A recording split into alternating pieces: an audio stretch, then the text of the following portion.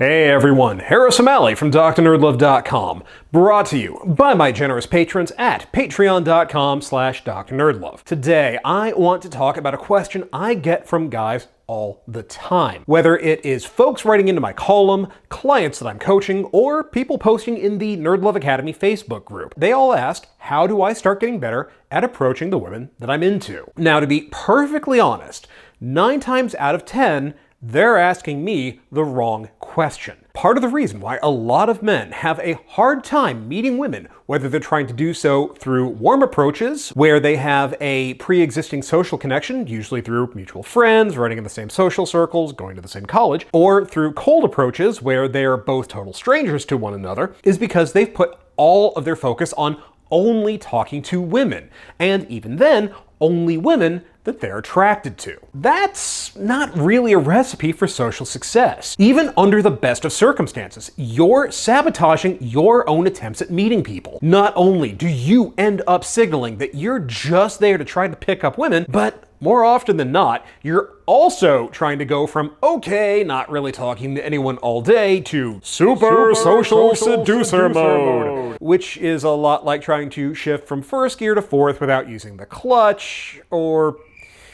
Look, I'm not a car guy, just roll with it. And now I've just reminded myself that super seducer exists.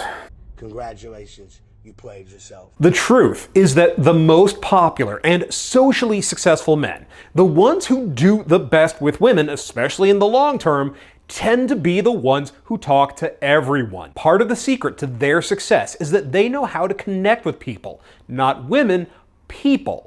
And they build relationships that lead to the results they're looking for, whether it's simply networking, making new friends, or meeting and dating new and amazing women. They're able to start conversations and talk with just about everyone that they meet. And you can too. I'm going to teach you the basics of how to be able to start a conversation with anyone at almost any time. This is an incredible skill to develop because not only does this make it easier for you to talk to women when it counts, but you also end up making new friends or connections and meeting fascinating people you might never have talked to otherwise. The first step is to pay attention to the social context. Let that shape how you approach people. One of the mistakes a lot of people make is that they try to narrowcast everything, focusing on, okay, so here are the openers I use at a bar, here are the ones that I use at a party, here's how I approach someone walking down the street. And really, while these can be useful at first, like training wheels on a bike, what usually ends up happening is that you get a nasty case of analysis paralysis,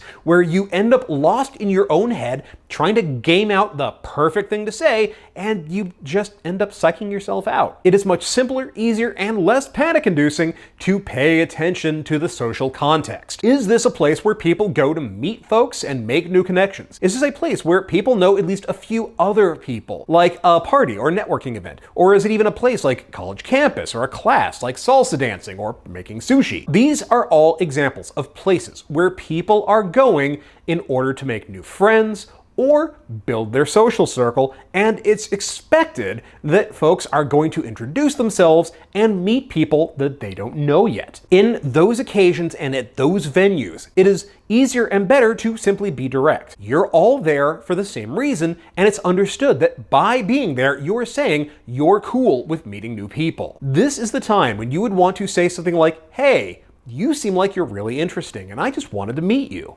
Or, I don't think I've met you yet. Then you say, hi, I'm, and then you state your name. You're making your intentions clear in a calm and confident way.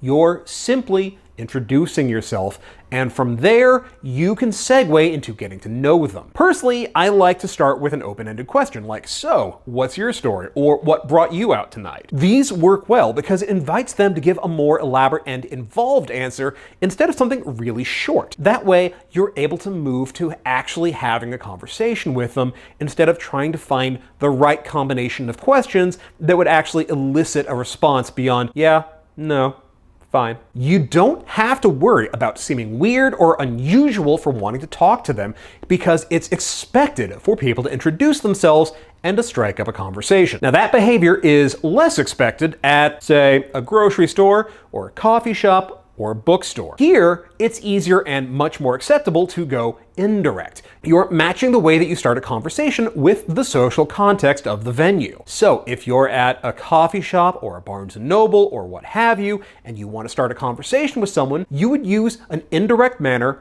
of getting the conversation started. Essentially, speaking in a way that invites other people to talk to you rather than just introducing yourself. One of the quickest and easiest ways to get the conversation going is to ask a question, especially asking for a favor or for advice. To give you an example and help get you into the right mindset, there was a time at a local bookstore where I struck up a conversation with someone who was browsing the same section I was.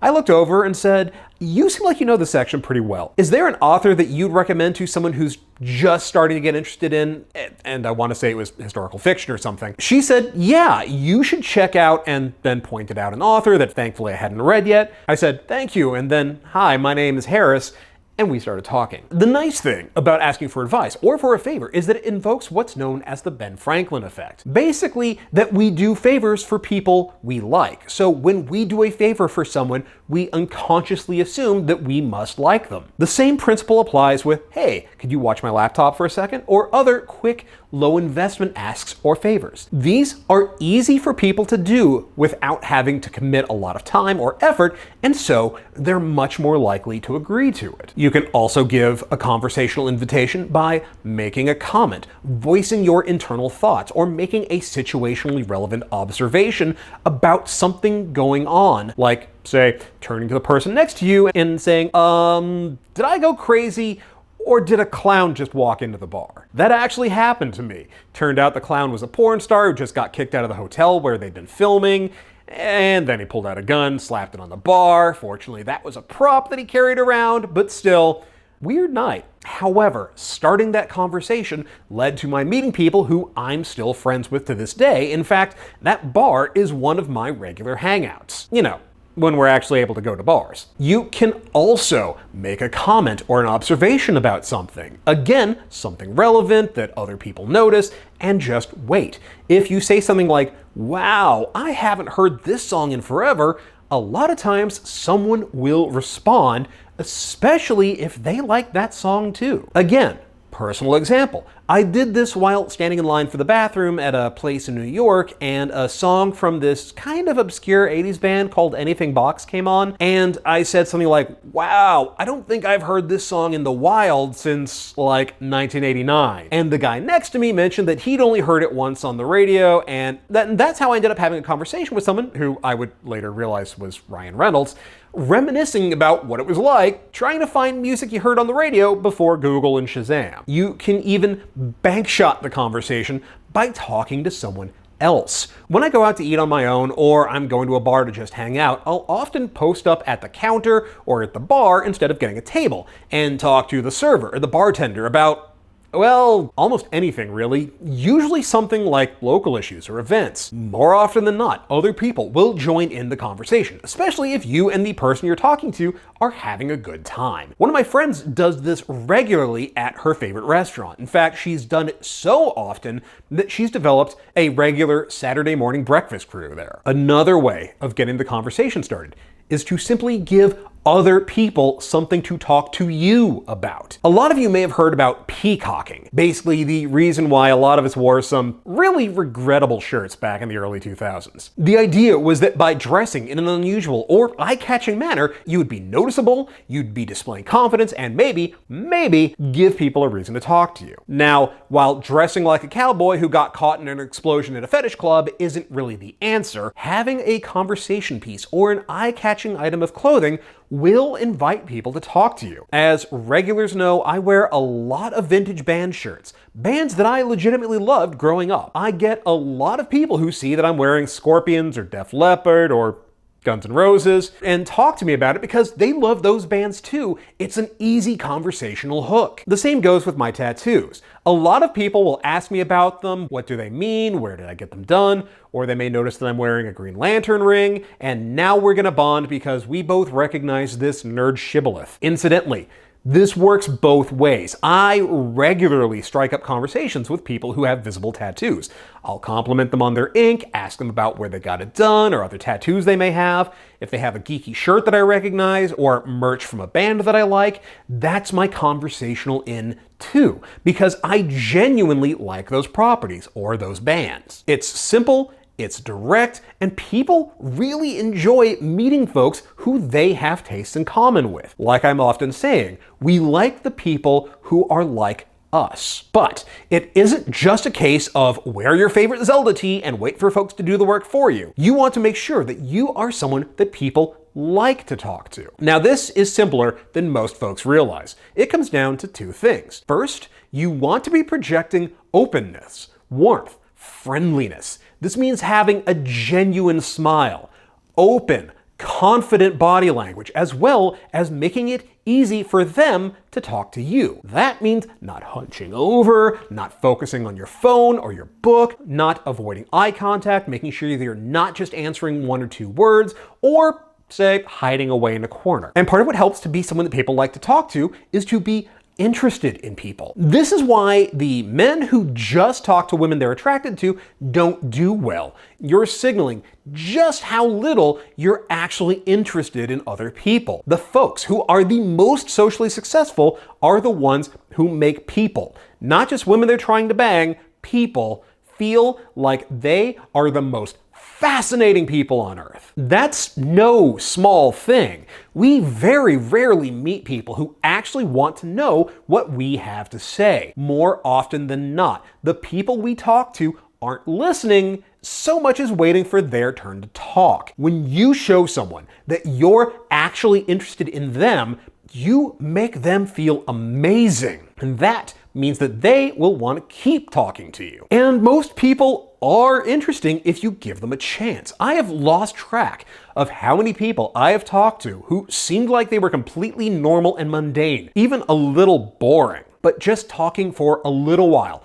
meant that I met folks who discovered shipwrecks while scuba diving, people who were gold miners in Peru, former Argentinian soap opera stars, all folks I never would have gotten to know if I had only focused on the hot ones. But in order to meet and find out how fascinating these people are, you have to give them a chance and the space to show you how interesting they could be. And the best way to do this is to be an active listener, not just asking questions like you're Larry King, but being able to take what they say, find a way to relate to it, and use that as a springboard to keep the conversation going. And if you don't necessarily have the same experience or you don't relate to the answer directly, you can relate to the value or the emotion behind the answer. And straight talk, gentlemen, focusing on the emotions. How does it make them feel? What are they excited about? What are they enjoying or looking forward to? Makes it so much easier to connect with other people. With the woman I met at the bookstore, she recommended her favorite author to me. So I asked, what is it that you really like about them?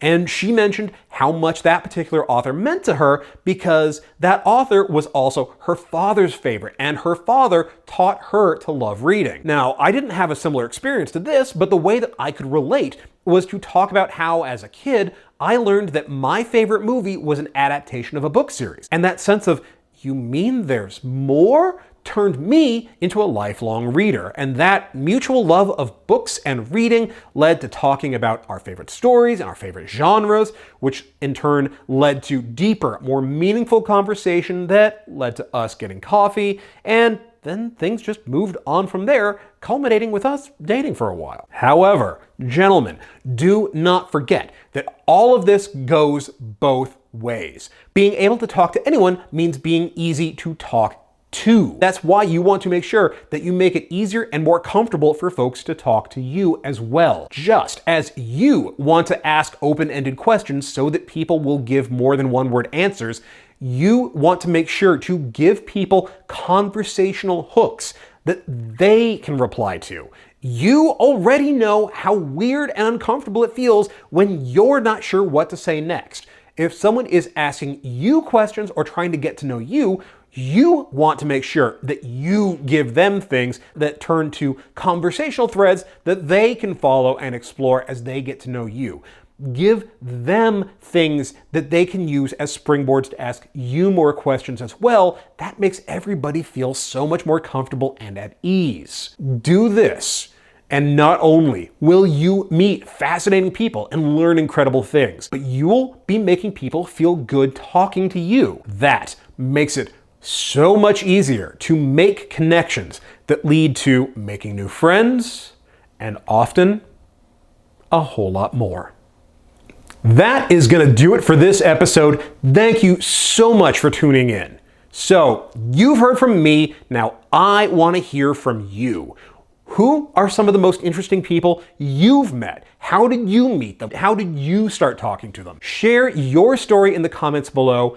I can't wait to read them. And now that you know how to talk to anyone, if you want to take that skill to the next level, turn those new connections into phone numbers and dates, and in the process, take a level in sexy badass so that you will be ready to hit the ground running when things open up again, then check out my book, New Game Plus, The Geek's Guide to Love, Sex, and Dating. This is the instruction manual you have always wanted. It is the A to Z guide for learning how to develop and unleash your inner Casanova and find the relationship you have always wanted, whether it is for a lifetime or just that night. Links to buy it are in the show notes, so go check it out. And if you do check it out, or any of my other books for that matter, please do me a huge, huge favor and be sure to rate and review them on Amazon and Goodreads. Now, you've gotten to the point where if you're digging the series, hit that thumbs up, share it with your friends. You know what to do. You've been here before. Like, share, subscribe. But if you're really enjoying these videos, if you feel like you're getting a lot out of it, you're finding that it's really helping, and you want to support the channel and in the process help fund some amazing new projects, then consider becoming a patron at patreon.com/drnerdlove. Even $1 is a huge help. It covers hosting, it covers equipment costs, and it's like I always say, I cannot do this without the support of my patrons. So thank you all so very, very much. Meanwhile, you can follow me on Twitter at @DrNerdLove. Join the private Facebook group, NerdLove Academy, at facebook.com/groups/DrNerdLove. And as always, hit that logo subscribe, check out my other videos, and I will see you here next time with more about love, sex, and dating. Thanks for watching.